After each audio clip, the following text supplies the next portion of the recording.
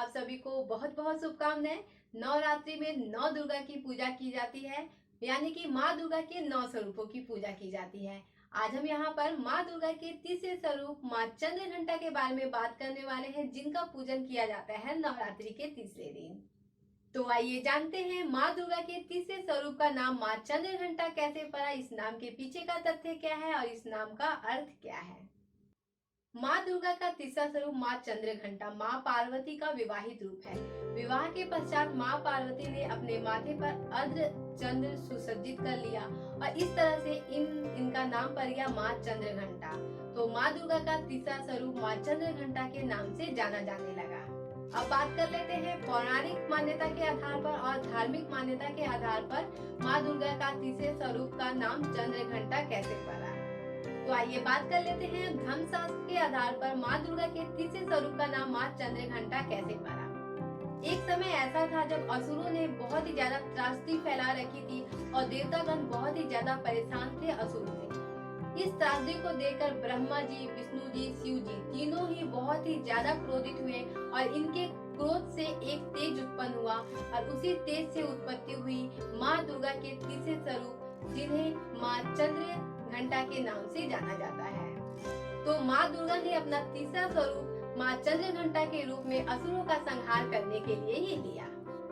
चलिए अब बात कर लेते हैं पौराणिक मान्यता के आधार पर माँ दुर्गा के तीसरे स्वरूप का नाम चंद्रघंटा कैसे पड़ा।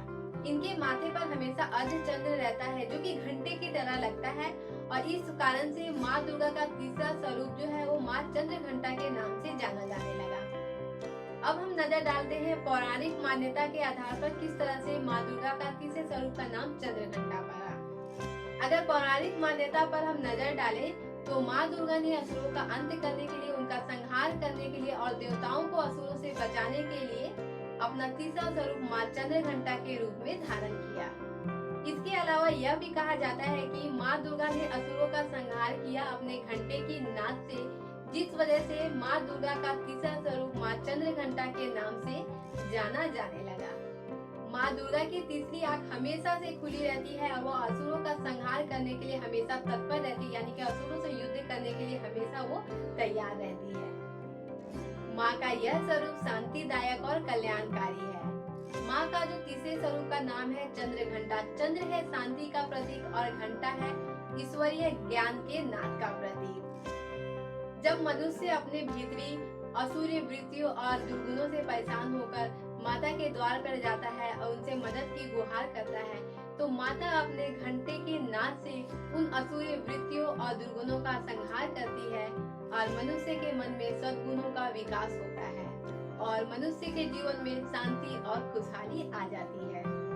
माँ दुर्गा की सवारी सिंह है, जो कि शक्ति का प्रतीक है और इनके 10 हाथ है। माँ दुर्गा का यह स्वरूप दुष्टों के लिए विनाशकारी और भक्तों के लिए शांति प्रदान करता है। और इसके अलावा माँ दुर्गा का यह स्वरूप सुंदरता और वीरता दोनों का ही प्रतीक है। माँ को खुश करने के लिए इन्हें भोग में लगाया जाता है दूध से बनी कोई भी मिठाई या मेवा। खीर इन्हें बहुत ही ज़्यादा प्रिय है, तो इन्हें खीर बहुत जरूर से लगाया जाता है भोग में। तो चलिए खीर की रेसिपी को देख लेते हैं। खीर बनाने के लिए मैंने गैस पर दूध रख दिया। गाय का दूध इस्तेमाल करना है। एक बार उबाल आ गया है, लो फ्लेम करके इसे और थोड़ी देर उबालेंगे। थोड़ी देर उबालने के बाद इसमें हम डालेंगे भीगा हुआ चावल। तो यहाँ पर गोविंद चावल मैंने 15 से 20 मिनट के लिए अच्छी तरह से धो के भिगा के रखा था, उसे डाल दिया। अब इसे हम इसी तरह से लो फ्लेम पर पकाएंगे। तो यहाँ पर चावल जो है वो पक गए हैं। तो इस टाइम पे हम यहाँ पर चीनी डाल देंगे। तो चीनी मैंने यहाँ पर डाल दिया स्वाद अनुसार। अब मिक्स कर देंगे अच्छी तरह से और थोड़ी देर तक इसे हम पकाएंगे। आप चाहे तो इसमें काजू किशमिश डाल सकते हैं, मैंने यहाँ पर कुछ भी नहीं डाला है। तो ये हमारी खीर जो है बनकर बिल्कुल तैयार हो गई है। तो प्रसाद के लिए खीर जो है बनकर बिल्कुल तैयार है। जैसा कि आज हमने यहाँ पर चर्चा की कि माँ दुर्गा ने असुरों का संहार करने के लिए अपना तीसरा स्वरूप माँ चंद्रघंटा का धारण किया और माँ चंद्रघंटा ने अपने घंटे के नाद से असुरों का संहार किया और असुरों के वृत्तियों दुर्गुणों का संहार किया। अगर हम आज के जीवन से भी इसे कंपेयर करें तो ये सच होता प्रतीत होगा। अगर आप कभी भी मंदिर जाएं या आपने कभी पहले एहसास किया होगा, जब भी हम मंदिर की घंटियां बजाते हैं तो एक उसका इको इफेक्ट पैदा होता है, एक ध्वनि उसकी पैदा होती है। तो घंटे को बजाने का जो एक परंपरा जो चली आ रही है, जब भी हम मंदिर जाते हैं तो घंटी को जरूर बजाते हैं पूजा आरंभ करने से पहले। इसके पीछे के विज्ञान के बारे में आज हम जानेंगे। तो चलिए इस पर थोड़ी सी हम चर्चा कर लेते हैं।